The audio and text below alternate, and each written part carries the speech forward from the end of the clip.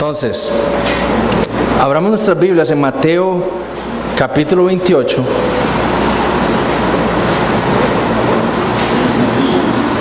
Mateo 28.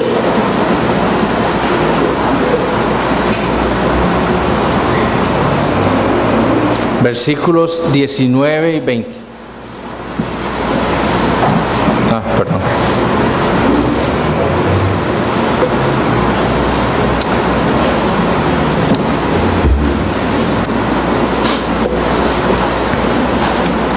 Dice así la palabra, dice: por tanto, id y haced discípulos a todas las naciones, bautizándolos en el nombre del Padre y del Hijo y del Espíritu Santo, enseñándoles que guarden todas las cosas que os he mandado. Entonces, esta es la gran comisión, como nosotros ya hemos visto antes. La gran comisión es hacer discípulos, yendo al mundo, predicando el Evangelio, que el Señor use ese Evangelio que nosotros, los discípulos de Cristo, predicamos, y que el Señor lo use, ¿para qué? Para salvar a su pueblo, y que una vez que esas personas hayan creído en el Señor, se hayan arrepentido, el Señor los haya cambiado, los haya hecho nuevas criaturas, sean bautizadas en el nombre del Dios Trino, y después sean, ¿qué? Llevadas a la iglesia, en donde, ¿qué va a pasar? Van a ser enseñadas todas las cosas que el Señor los ha mandado. Esa es la vida del cristiano. Es una persona que estaba en el mundo, que estaba muerta, que de pronto llegó alguien y le predicó el Evangelio. Esa persona, Dios la salva, profesa fe, cree, empieza el discipulado de Cristo, es bautizado y después llega a una iglesia local, en donde, ¿qué es lo que va a pasar? ¿Para qué el Señor lo lleva a la iglesia? A ser enseñado en todas las cosas que el Señor nos ha dejado, ¿en dónde? En su palabra. Ese es nuestro deber. Nuestro deber es la gran comisión, es hacer discípulos haciendo todo eso, yendo, bautizando y enseñando. Nosotros debemos ver que Pablo, por ejemplo, habla de esto también. Y Pablo nos recuerda en Efesios 4, Pablo nos dice que nosotros, dice Efesios capítulo 4, versículo 22, dice, perdón, versículo 20, dice: mas vosotros no habéis aprendido así a Cristo, si en verdad le habéis oído y habéis sido por él enseñados. Mas vosotros no habéis aprendido así a Cristo, si en verdad le habéis oído y habéis sido por él enseñados. Los efesios, Pablo sabía que los efesios no habían visto nunca a Jesús. Nunca. ¿Y cómo les dice que ellos fueron enseñados por el Señor? ¿Cómo les dice que ellos escucharon al Señor? ¿Por qué es que Pablo les dice eso? Porque ellos escuchaban domingo tras domingo la palabra de Cristo. Eso es lo que ellos escuchaban. No solo escucharon el Evangelio del Señor, sino que escuchaban cada domingo las Escrituras predicadas. Ahí estaban escuchando a Cristo, ahí estaban siendo enseñados por Cristo. Entonces, eso es nuestro deber y es además nuestro privilegio, es enseñar. Pensando en esto, vean, el pastor Eric está predicando Tito 2. Y la semana pasada tocó Tito 2.3 con respecto a las ancianas. ¿Y qué les dice a las ancianas? Todas las ancianas aquí, ¿qué les dice? Son mandamientos del Señor. ¿Qué tienen que hacer? Tienen que ser maestras del bien. Todas. Tienen que hacer eso, tienen que ser maestras del bien, tienen que ser activas en enseñar. Alguien puede estar sentado en la banca de un parque y decir: vea, yo soy maestro. Pues ¿cómo? Si no enseña a nadie. No, usted es maestro porque usted enseña a alguien. Bueno, a las ancianas la palabra les dice, Cristo les dice, ustedes tienen que ser maestras del bien, ustedes tienen que estar enseñando acerca del bien. Y después dice en el versículo 4, enseñándole a las mujeres jóvenes. Que le enseñen a las mujeres jóvenes, es como dice. Y después habla sobre qué es lo que ellas tienen que enseñarle específicamente a las mujeres jóvenes, ¿verdad? Pero ¿cómo la anciana le va a enseñar a la mujer joven acerca del bien si no conoce la palabra? Entonces, eso es una responsabilidad, hermanas. La responsabilidad de las ancianas es conocer la Escritura, conocer lo que Cristo ha dicho. ¿Para qué? Para hacer lo que el Señor le dice, que tiene que enseñar a las más jóvenes. No les enseñamos nuestras experiencias. Es que mira, a mí me parece que en mi experiencia esto es lo mejor que hay que hacer con respecto a tu marido. No, es Cristo dice en su palabra que así es como tienes que hacer vos con tu marido. ¿Cómo disciplinar a los hijos? Mira, en mi experiencia me parece que es mejor esto. No, la anciana debe decir, no, la palabra dice que así es como debemos disciplinar a nuestros hijos. Entonces, nosotros debemos ser conscientes de nuestra responsabilidad. Y eso solo las ancianas. Y ahí va a seguir Pablo hablando acerca de las jóvenes y los jóvenes y los esclavos. A todos tenemos responsabilidades con respecto a la palabra de Dios. Porque Cristo nos ha salvado, nos ha hecho discípulos, Dios nos ha hecho discípulos de Cristo y nos ha traído a la iglesia para que continuemos en un proceso de aprendizaje. Esa es nuestra edificación espiritual, renovando nuestra mente.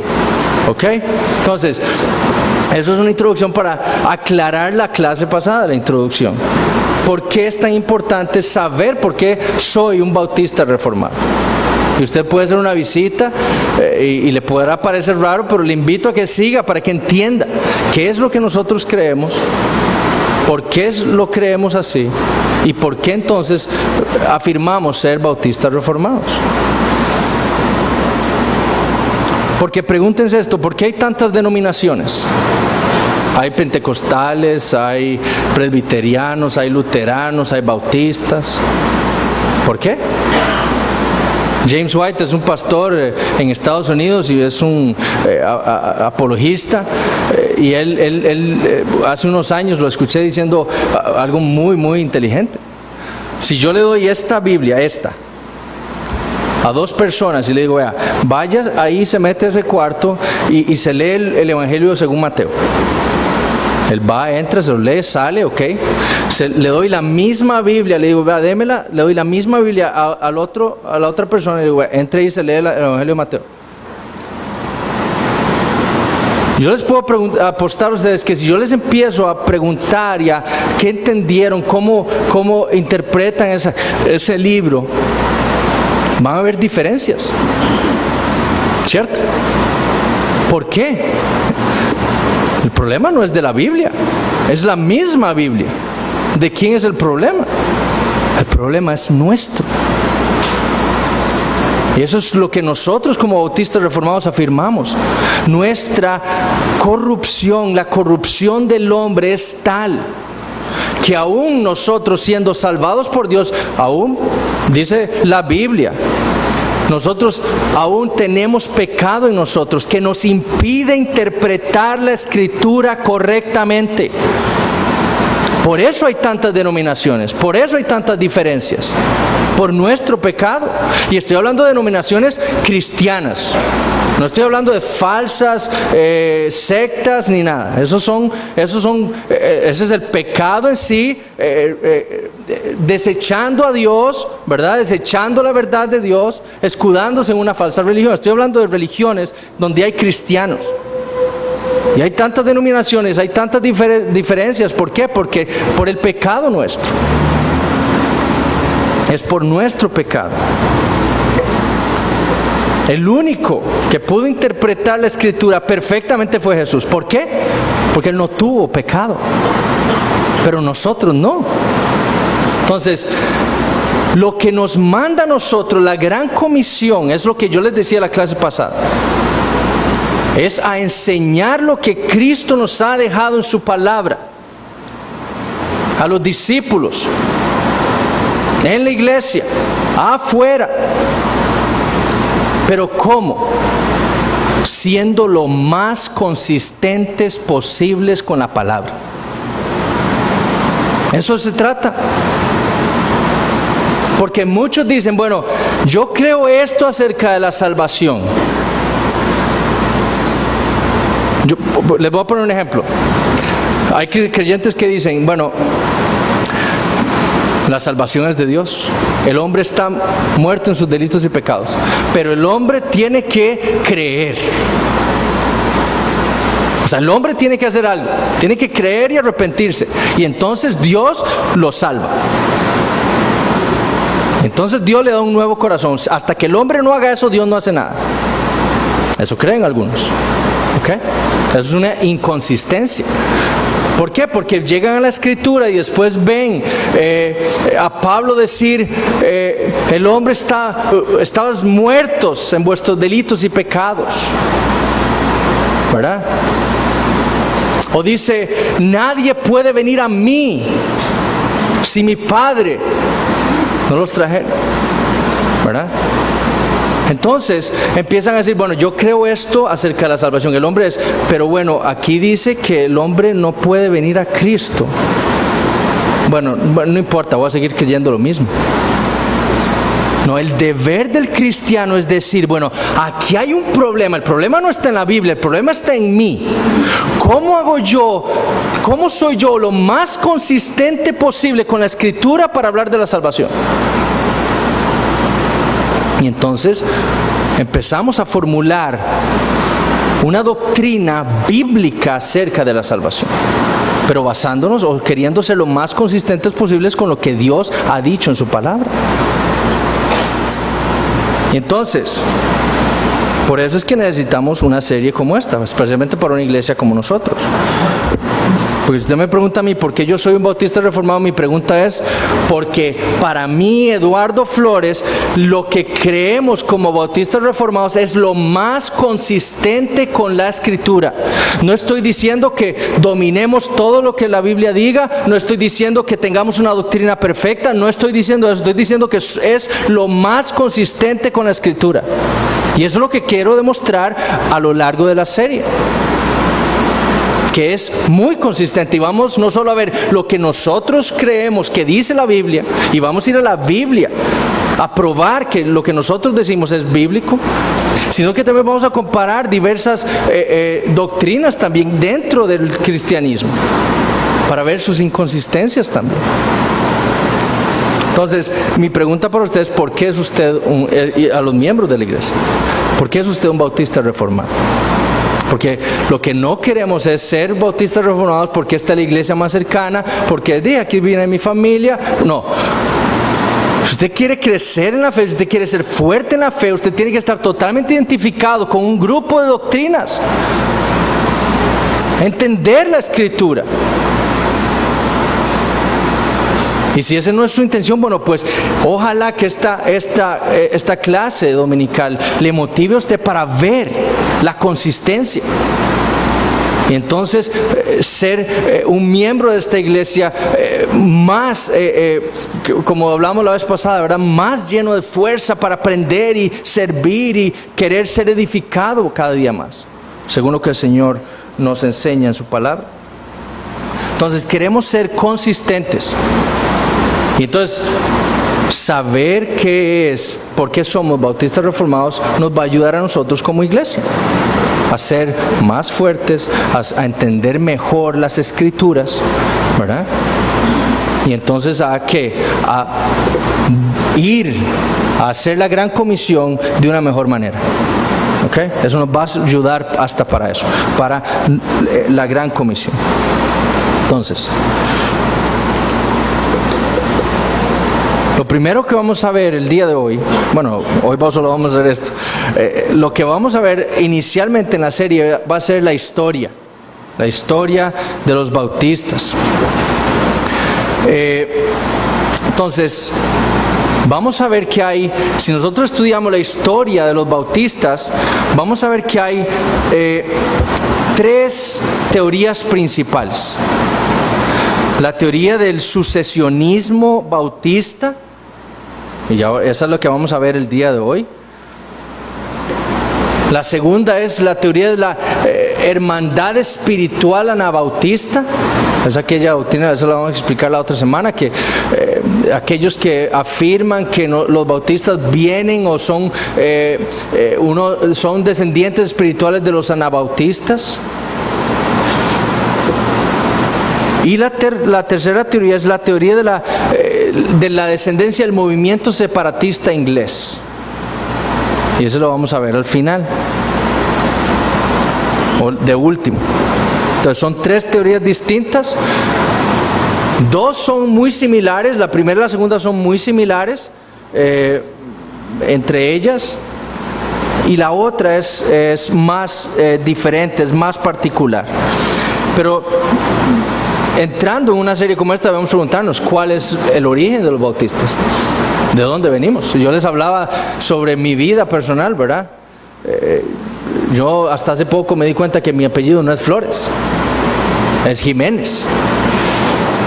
Y es difícil, bueno, no saber realmente mi familia, dónde venía, quiénes eran. Si yo sé, soy más fuerte con respecto a mi familia, genealogías, ¿verdad? Lo mismo sucede con esto. Entre más conozca yo de dónde vengo, de dónde viene mi doctrina, de dónde surge todo esto que nosotros hemos formulado como las doctrinas que creemos, más seguras, enseñadas en las Escrituras, ¿verdad? Como decía Spurgeon, más fuerte vamos a ser como iglesia. Entonces, saber nuestro origen es una pregunta muy importante, ¿verdad? Y vamos a ver al final que esto nos va a ayudar mucho a nosotros, porque vamos a ver cómo nosotros surgimos históricamente de un grupo de personas que buscan ser lo más consistentes posibles con la Escritura, con la doctrina de sola Escritura, como dije la vez pasada. Lo que originó el movimiento bautista reformado fue un deseo de ser fieles a esa doctrina de la Escritura, y es lo que nos va a mover a nosotros a seguir reformándonos como iglesia. Entonces, la primera teoría es la teoría del sucesionismo bautista. Es una teoría creída por muchos bautistas, inclusive en nuestro país, ¿verdad? Y nosotros debemos tener una respuesta para ella. Hace unos meses me escribió un joven en Facebook y me dijo, pastor, vea, es que me mandaron un panfletito que vamos a ver ahora acerca de la historia de los bautistas y me dijeron que aquí es donde venimos nosotros. Nosotros tenemos que saber esto y tenemos que saber por qué no es así. ¿Por qué no es un origen bien definido de los bautistas? Esta teoría del sucesionismo bautista fue primeramente enseñada en el siglo XIX, 1838, por un pastor llamado Orchard. Él escribió un libro llamado Una historia concisa de los bautistas desde el tiempo de Cristo su fundador al siglo XVIII. Fue un tratado que fue republicado varias veces, distribuido en Inglaterra y en los Estados Unidos. Y fue en los Estados Unidos en 1855 en donde un hombre llamado Robinson Graves, que después escribe un libro sobre el landmarquismo, y ahora les voy a decir qué es eso, toma el libro y lo empieza a distribuir a lo largo de todo el país.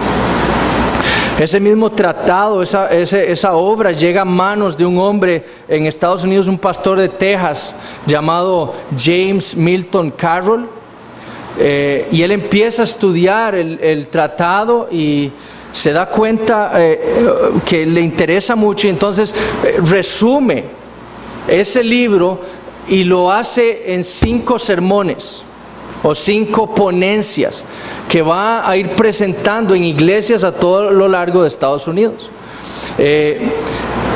Un hombre en Texas, otro pastor de apellido Porter, dice en la introducción del libro que quedó tan profundamente impresionado que le dijo a Carroll que si él escribiera estos mensajes, él los publicaría en forma de libro.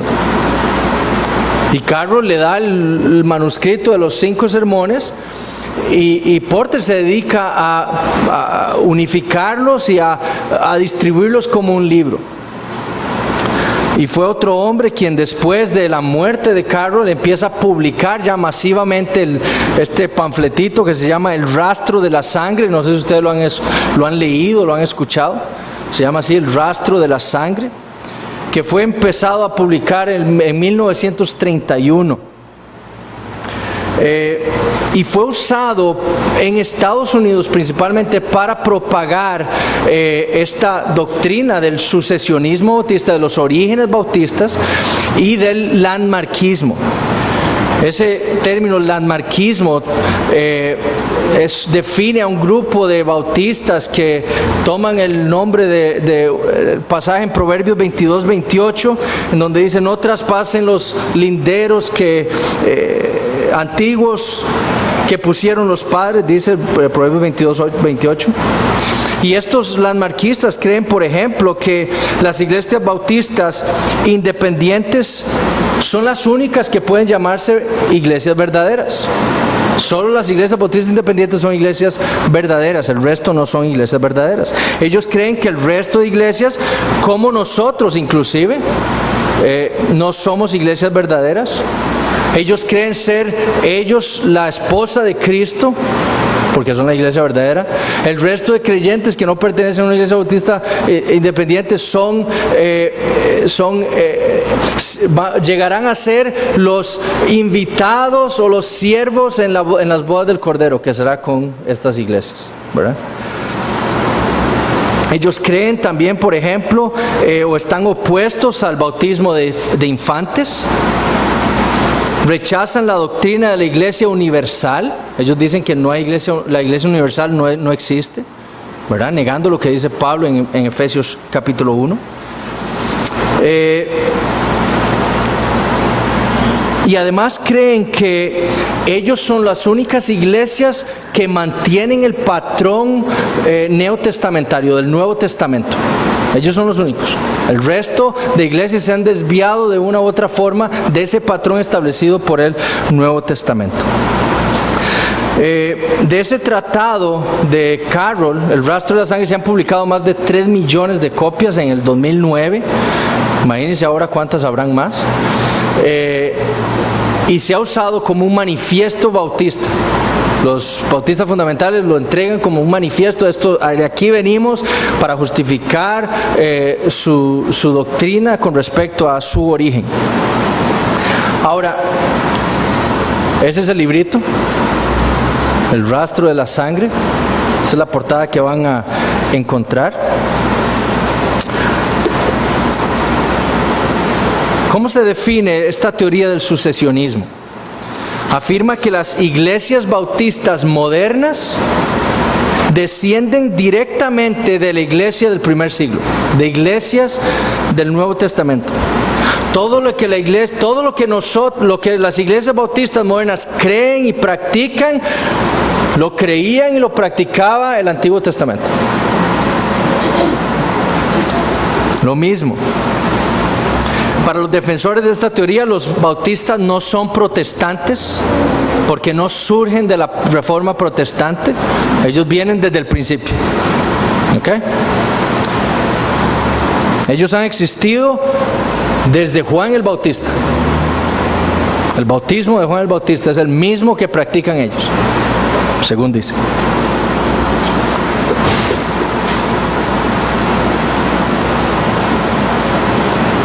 Y Carroll, en su libro El Rastro de Sangre, toma en esos 5 sermones y analiza distintos periodos de la historia de nuestra era.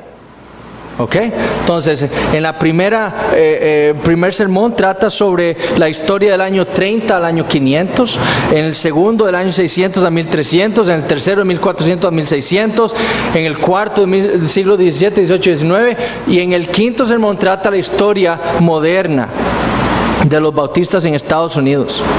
Se llama Rastro de la Sangre porque el autor intenta mostrar la sangre que ha sido derramada por todos los mártires bautistas a lo largo de la historia. Todos perseguidos por su fe, por ser bautistas. Y el punto principal del libro es demostrar eso, que lo que se cree ahora es lo mismo que creían las iglesias del Nuevo Testamento. Es lo que siempre se ha practicado. Y Carroll pone, por ejemplo, que todas estas iglesias comparten las mismas características. Y él las pone en su libro ahí. Cristo es su cabeza, su regla de fe y práctica es la Biblia, su gobierno es congregacional, es decir, que todos los miembros somos iguales, aquí no hay autoridades, los pastores no son la autoridad y aquí tienen que hacer lo que los... No, es congregacional. Sus miembros son solo aquellos que han sido regenerados, que han sido salvados por Dios, ¿verdad? Aquí no hay miembros que no sean creyentes. Iglesias cuyos ritos sean únicamente el bautismo y la cena del Señor, cuyos oficiales son pastores y diáconos. Su trabajo es la gran comisión y que sean iglesias independientes, es decir, que separadas con el Estado. Hay una separación entre la iglesia y el Estado. Ahora, eso está muy bien. Lo que pasa es que Carroll trata de meter todas esas características en todos ese montón de grupos que él cree son bautistas a lo largo de la historia. Eso es lo que él trata de mostrar, que todos los grupos que él va a analizar en esos periodos específicos, todos compartían estas mismas características. Pero en lugar de hacer un análisis balanceado de la historia, lo que hacen los sucesionistas y lo que hace Carroll en su libro es ver el mismo ejemplo de la doctrina de la sucesión apostólica de la Iglesia Católica Romana y bautizarla. Y hacer una sucesión eclesiástica bautista. La Iglesia Católica Romana dice que ellos son la iglesia verdadera porque ellos tienen una sucesión de papas, lo cual históricamente es totalmente falso. Ellos dicen que ellos pueden trazar sus papas hasta Pedro. Y entonces ellos dicen, esa es nuestra autoridad como iglesia. Eso nos dice que nosotros somos la iglesia verdadera. Cuando la sucesión apostólica es siempre la sucesión de la verdad de Dios. Entonces, lo mismo quieren hacer viendo el método y viendo el principio de la Iglesia Católica Romana. Estos bautistas sucesionistas toman el mismo principio y lo que hacen es una sucesión de iglesias bautistas desde el principio. Entonces, ese es el cuadro que viene en el libro. Se ve mal porque es una imagen muy pequeñita. Pero aquí vienen todas las eras, los años, y todos estos puntitos son todas la sangre derramada de los mártires bautistas a lo largo de la historia. Ahora, los grupos que Carroll va a meter ahí están, por ejemplo, los montanistas, paulicianos, donatistas, albigenses, valdenses, anabautistas. Todos esos grupos que él va a analizar en ese libro, él dice, todos esos grupos cumplían con esas características en algún momento. Entonces demuestra así, según él, esa sucesión que ha habido de iglesias bautistas desde el principio. El problema con esa teoría es que es un revisionismo histórico, es decir, es redefinir la historia, lo que demuestra la historia de la iglesia. Es un anacronismo, es decir, estamos tomando algo que creemos ahora y se lo estamos insertando al pasado, a la historia. Es decir, la iglesia bautista moderna es igual la iglesia del Nuevo Testamento es igual a la moderna, a la bautista moderna. Eso es un anacronismo.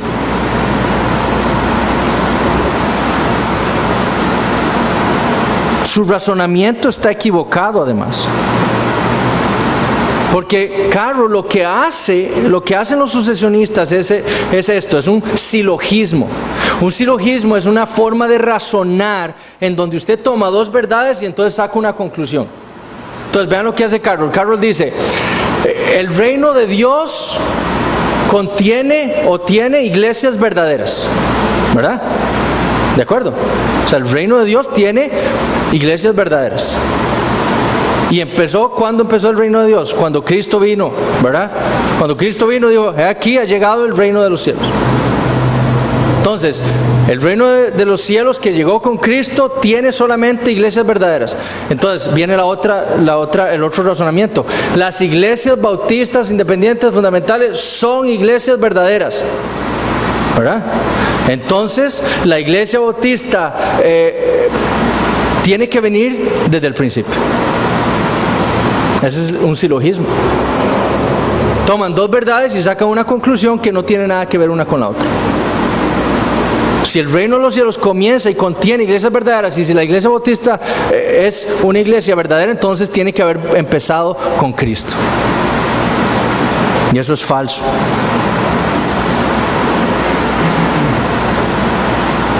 Ahora, para poder lograr esa línea de sucesión a lo largo de la historia, desde los tiempos de Cristo hasta el nuestro, Carroll incluye a todo este grupo, estos grupos de religiosos que les he mencionado, y los trata como bautistas. Y ellos son iguales, bautistas como nosotros, como los bautistas modernos.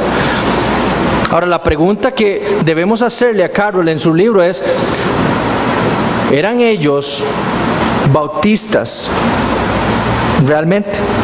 ¿Eran ellos bautistas según la definición de una iglesia bautista como la que pone Carroll en su libro? Entonces veamos, por ejemplo, el montanismo. Carroll lo incluye como parte de esa sucesión de iglesias bautistas.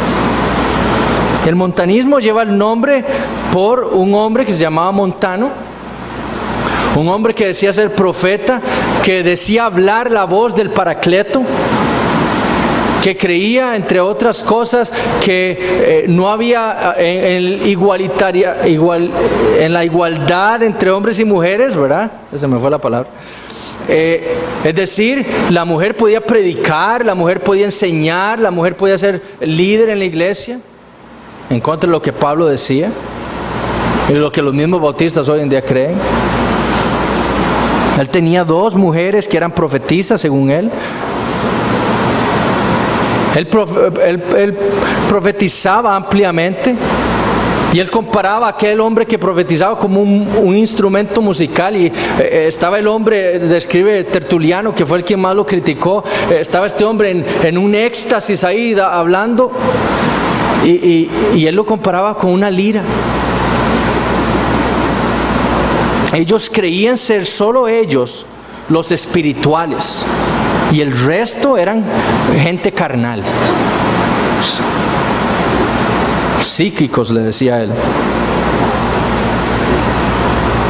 Esos no son bautistas. Los donatistas, otro grupo bautista según Carroll, ellos surgieron de una controversia que surgió por aquellos que habían negado la fe por las persecuciones. Y entonces surge un grupo que dice, bueno, ¿qué vamos a hacer con estos que negaron la fe cuando tenían la espada así en el cuello? Bueno, entonces dijeron, ellos deben ser separados totalmente de la iglesia, nunca deben ser aceptados. Y si un pastor niega la fe, entonces no solo debe ser separado de la iglesia, sino que todas las ordenanzas que él había hecho no eran válidas.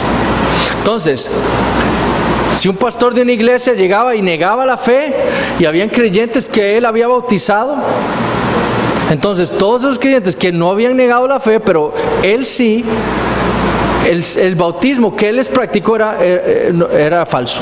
Entonces tenían que volver a bautizarse. ¿Ok? El rebautismo.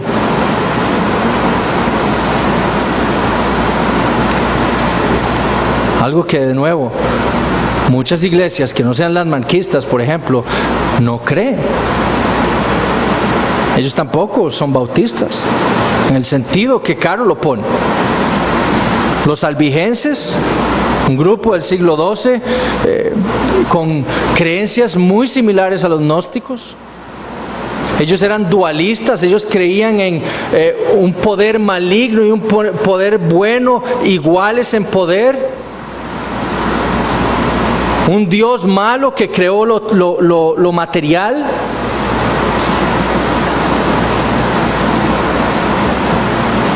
Cristo no era un humano, era un espíritu, decían ellos. Negaban que Cristo haya muerto en la cruz, porque un espíritu no puede morir en la cruz. No son bautistas tampoco. Bueno, y Carlos los pone, porque practicaban cierto bautismo de creyentes, o cierto bautismo por inmersión. Ciertamente los albigenses fueron altamente perseguidos por la iglesia y perseguidos en la historia. Pero su rastro de sangre no es bautista, es gnóstico, porque eso era lo que creían. Ellos, inclusive los albigenses negaban, aquí un error, ellos negaban el bautismo.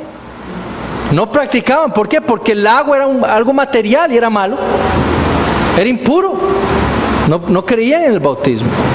Y Carlos los mete dentro de la línea de sucesión bautista. Los paulicianos eran otro de estos supuestos grupos bautistas, pero ellos también tenían graves tendencias gnósticas. Rechazaban ciertamente el bautismo de infantes, rechazaban la cena del Señor, creían igualmente que el mundo material era malo, eran dualistas. El otro grupo, por ejemplo, los petrobrusianos, un grupo también del siglo XII, asociados al nombre de un hombre llamado Pedro de Bruy. Ellos rechazaron el bautismo de infantes, como dijeron, eso no es un bautismo verdadero. Pero negaban también la doctrina de la transubstanciación, negaban la doctrina católico-romana de las oraciones a los muertos, pero también rechazaban todo el Antiguo Testamento. Y rechazaban las epístolas, la gran mayoría de epístolas, y especialmente las epístolas paulinas, las rechazaban como escritos de hombres. Ellos no eran bautistas, como los bautistas modernos.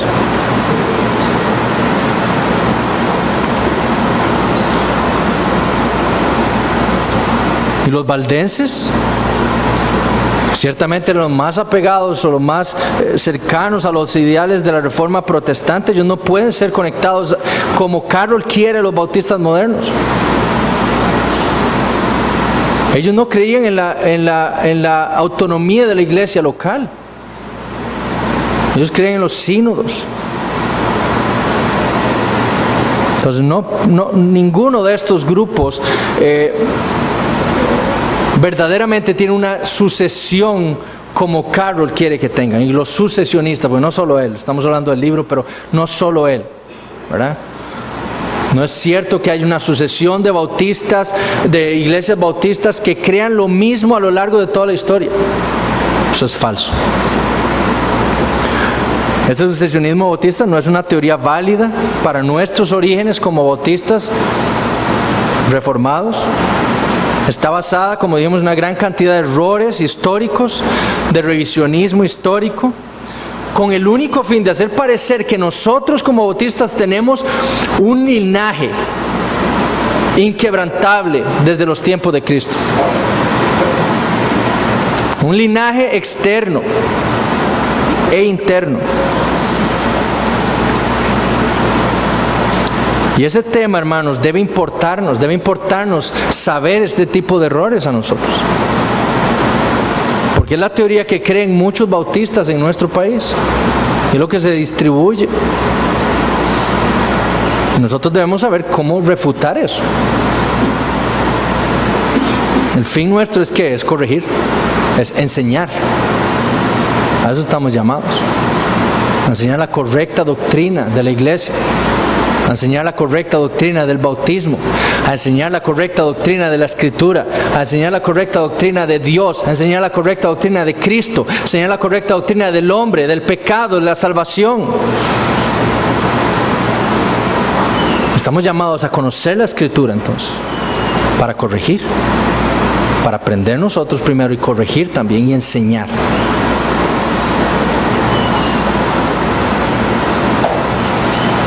Recuerden esto. El que propaga un libro como ese lo puede hacer por ignorancia. Pero cuando usted se pone a investigar y usted conoce la verdad, usted no puede propagar mentiras. El cristiano es... la Biblia dice que los cristianos andamos en la verdad. Entonces no podemos propagar mentiras, debemos corregirlas más bien.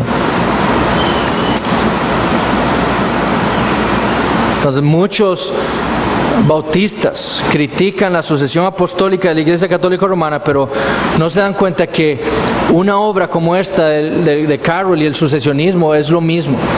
Es lo mismo, es solo que a nivel histórico, ¿verdad? Es una manera de enorgullecerse. Nosotros en esta iglesia venimos desde Juan el Bautista. El mismo bautismo practicamos, ¿verdad? De iglesias del primer siglo, ¿verdad? Y vamos a ver realmente de dónde surge la Iglesia Bautista Reformada. Y en nuestro caso es importante porque vamos a ver cómo llegamos a ser nosotros una Iglesia Bautista Reformada.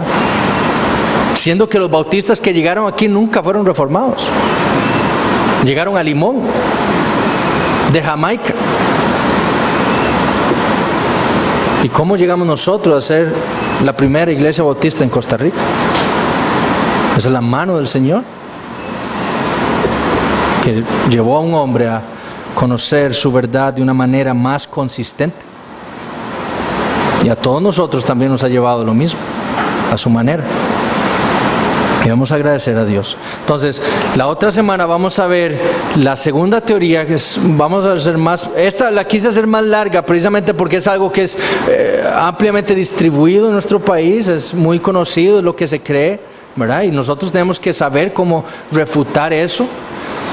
La segunda teoría vamos a ver algo más conciso y nos vamos a meter en la parte más bonita, que es la historia del movimiento separatista inglés, y vamos a ver cómo los bautistas particulares surgen de ese movimiento y cómo llegamos hasta donde estamos nosotros. Entonces, muchas gracias. ¿Tienen alguna pregunta? ¿No?